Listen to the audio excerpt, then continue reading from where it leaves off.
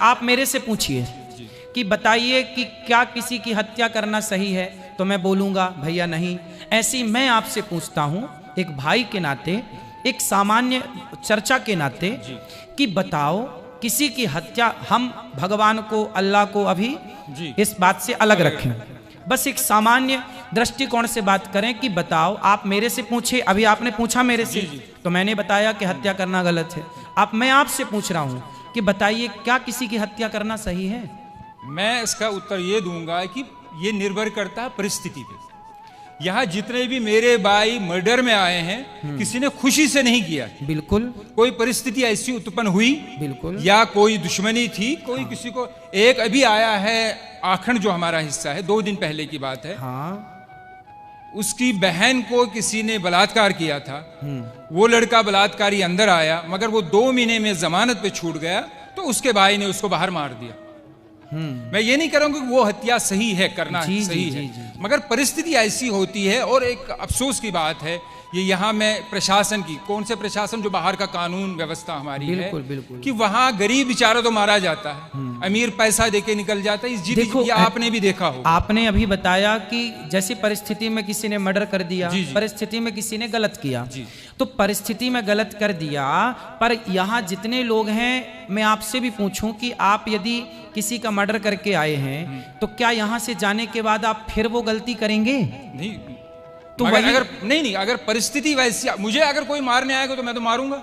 हाँ, लेकिन यूं ही आप तो किसी की चढ़ाई नहीं करेंगे ना। ऐसे तो पागल नहीं है ना कि हम किसी को भी, जैसे कहा बस गया वही तो है कि मजबूरी थी। चींटी को भी पैर मतलब देख के, बिल्कुल बिल्कुल। फिर करोड़ों की कंपनियां ऑल आउट क्यों बेचती है? वो मच्छरों को मारने के लिए दवाई क्यों देती, कॉकरोच को मारने की दवा क्यों देती जी? उस पर बैन लगा दे फिर सरकार जी, क्योंकि वो तो दवाई बेचती है और करोड़ों रुपए कमाती है। फिर तो किसानों को, अगर यही है सनातन धर्म में कि नहीं मारना चाहिए, हाँ। मैं मैं अपने प्रधानमंत्री से अपील करता हूँ, गुजारिश करता हूँ कि ऐसी कंपनी को बंद कर दो जो इन जीव जंतु के मारने की दवाई देती। देखो, जितने की जरूरत है, अब जैसे हमारे यहाँ 5 जो छोटे छोटे पाप हैं, जैसे हम झाड़ू लगाते हैं तो बहुत सारे चींटियां मर जाती हैं।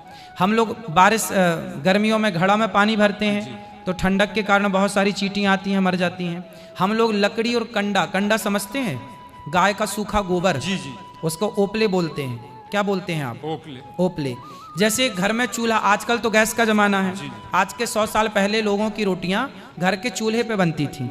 चूल्हे पर लकड़ी और कंडा, ओपला लगाया जाता था। उस ओपले में बहुत सारे जीव जंतु होते थे कि नहीं?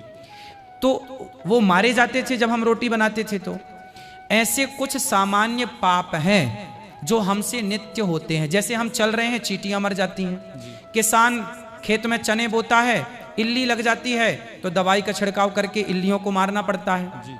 मारना पड़ता क्योंकि वहां मारने की इच्छा नहीं है, वहां पर मजबूरी है। बात समझ रहे हैं? किसान यदि इल्ली ना मारे तो इल्ली पूरी फसल मार देगी। यदि आप लकड़ी और कंडे की, चींटी और लकड़ी और कंडे के जीवों के लिए सोचें तो आप भूखे मर जाएंगे, रोटी बना ही नहीं पाएंगे। तो जो सामान्य पाप होते हैं आपसे, हमसे, वो जानकर नहीं करते हम, वो मजबूरी है। बात समझ रहे हैं आप? वो मजबूरन करना पड़ता है। हम किसी को यूं ही नहीं मारेंगे, मजबूरन हमें, हमारी सेना बंदूक लिए घूम रही है ना, कि मजबूरन जरूरत पड़ने पर अटैक होगा। उसी तरह से हम जानबूझकर किसी को नहीं मारते, मजबूरी पे मारना पड़ता है इल्ली को, मच्छर को, मक्खी को। उसी तरह मजबूरी है तो इनको मारा गया। हम बेवजह नहीं मारते किसी को। बात ये नहीं है कि आप क्यों मारते हैं, बात ये है कि वे वजह क्यों मारते हैं, बस बात ये है, वे वजह। वही मैं भी कह रहा हूं ना कि ये गलत धारणा है कि हमारे धर्म में शायद किसी को बिला वजह मारा जाता है। जी। ऐसी धारणा बाहर न जाए। हर धर्म, कोई भी धर्म नहीं सिखाता। हाँ, बस बात भाई ताली बजा रहे हैं कि आपकी बात पे सही बात है, मगर किसी भी धर्म में, हमारे धर्म में, अगर ये मुझे एक, जिसको लाइफ साइकिल कहते हैं, जी, जीवन चक्र, जी, कि ये चीजें हैं। अगर पेड़ काटना भी पाप है, हाँ, मगर रबर, अगर पेड़ ना काटा जाए, रबर ट्री जो होता है, तो गाड़ियों के टायर नहीं बनेंगे। बिल्कुल बिल्कुल। वो आवश्यकता है, जिस गद्दी पे आदमी बैठ, आवश्यकता है, बिल्कुल। तो रीजन है। मगर जब मारा जाएगा, जब वो जानवर काटा जाएगा, तभी उसकी खाल निकलती है, तभी उसको, बहुत से लोगों का जीवन चलता है, जूते चमड़े का कारोबार ये सब चलता है, तो उसी ऊपर वाले ने दिया है। उसी ने अगर हमें परमिशन दी है कि आप इसको मार के कुर्बानी या खा सकते हैं, तो इसमें मेरी नजर में कोई गलत बात नहीं। ठीक है, आप यदि रीजन दे रहे हैं तो ठीक मैं है। रीजन, मैं आपकी बात को काट नहीं रहा हूँ, साइंटिफिकली एक प्रूफ है। हाँ। गुरुजी आखिरी बात कर रहा हूँ जी जी जी, कि जो शाकाहारी जानवर होता है उसके जो टीथ होते हैं, दांत होते हैं, वो सपाट होते हैं जी। और जो मांसाहारी होता है, चाहे वो कुत्ता हो चाहे वो शेर हो, जो मांस खाता है जी जी, उसके 4 दांत नोकीले होते हैं जी। मगर ऊपर वाले ने मनुष्य को भी 4 नोकीले दांत दिए हैं। रीजन यही है कि अगर सिर्फ दुनिया में, सिर्फ मैं मुसलमानों की बात नहीं कर रहा हूं, अमेरिका में क्रिश्चियन है, जूस हैं, जितने भी धर्म हैं, सब में खाया जाता है। क्या मांस? जी नहीं तो मांस खाया, हर किस्म का मांस खाया जाता है। मांस खाना सही मानते हैं आप?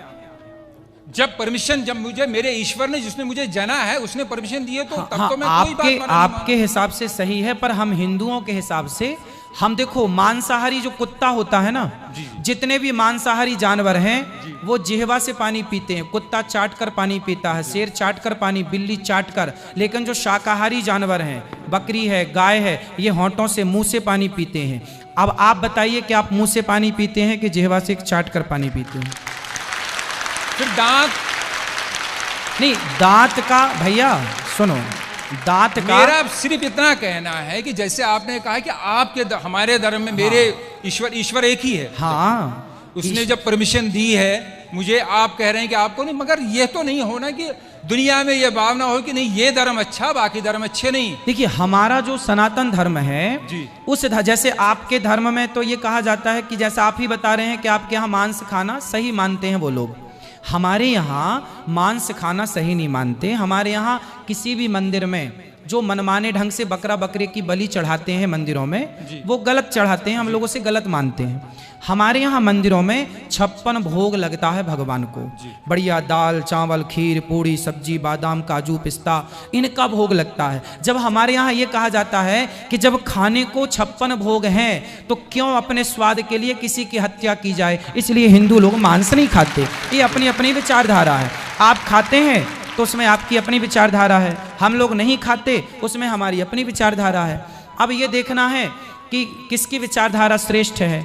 यदि श्रेष्ठता का निर्णय किया जाएगा तो ये देखा जाएगा, और निर्णय नहीं करना तो अपनी अपनी जगह सब ठीक है। जी यही मैं कह रहा हूँ। आखिरी बात, हाँ, जैसे आपने कहा कि मैं आपके धर्म को इसलिए बुरा नहीं कह सकता ना कि ये लोग देखो मांस नहीं खाते, तो दूसरा धर्म वाला ये क्यों कहे कि देखो ये मांस खाते इसलिए बुरा है। फिर मेरी नजर में भी बहुत ही निम्रता से मैं आखिरी बार कहता हूं कि जैसे मेरी नजर में शंका सवाल उठते हैं, हाँ, कि ये शायद मुझे पता चला कि शायद आपने जवाब दिया है। जी, हमें बचपन से सिखाया जाता है कि चोरी, मैं सब भाइयों से, कोई मेरे दिल में कोई ऐसी बात नहीं है। नहीं आप बिल्कुल बात करिए भाई की तरह। कोई चोरी 5 पैसे की हो या 5 लाख की चोरी होती है, बचपन से स्कूलों में भी सिखाया। बिल्कुल बिल्कुल बिल्कुल। फिर क्यों, एक चीज, भगवान कृष्ण जी के बहुत से गुण होंगे, मगर बार बार ये माखन चोर क्यों कहा जाता? हर बच्चा चोरी करता, इसका मतलब ये नहीं कि मेरा बच्चा बचपने में चीनी चुराता था तो मैं उसको बड़ा होके उसकी शादी भी होगी मैं उसको कहूँ ए चीनी चोर, अबे चीनी चोर। सुनिए सुनिए सुनिए, तो क्या है, ये तो मेरे दिल में अजीब ना आता नहीं, चोर क्यों मैं कहा उत्तर जाता? दे दूं आपको। आपने बोला 5 पैसा चुराए या 5 लाख चुराए, पर भगवान कृष्ण हमारे माखन चुराते हैं। माखन ना 5 पैसा है ना 5 लाख, खाने पीने की चोरी नहीं मानी जाती। वही मैं भी कह रहा हूं, मगर फिर, और हमारे यहाँ भगवान कृष्ण को ना चित्त चोर कहा गया है। क्या कहा गया है? चित्त चोर। चित्त चोर, चित्त मतलब हृदय। माखन चोरी का मतलब है मक्खन के जैसा जिसका मन होगा उस मन रूपी माखन की चोरी कर लेते हैं भगवान। ये मतलब मेरे मन में एक सवाल था कि मतलब अजीब सा लगता था कि ऐसा क्यों कहा जाता। आपने उसको स्पष्ट कर दिया। जी जी, बाकी धन्यवाद। खुश। और कोई सवाल हो तो पूछिए आप, अच्छा लग रहा है आपसे बात करके। कथा को पूरी सुनने के लिए बहुत बहुत धन्यवाद। तो प्यारे भक्तों, आपको कथा कैसे लगी और आपको उस युवक के विचार कैसे लगे और गुरुजी ने कैसे इसको समझाया, ये सब बातें आपने कथा में जानी, तो कृपया आप अपने विचार कथा में अवश्य रखिए। और साथ ही अगर आपको कथा अच्छी लगी तो कमेंट बॉक्स में जय श्री राधे या राधे राधे लिखकर पुण्य भागीदार बनना न भूले। मिलते हैं जल्दी एक नए और बहुत ही प्यारे प्रवचनों के साथ, तब तक के लिए जय श्री राधे।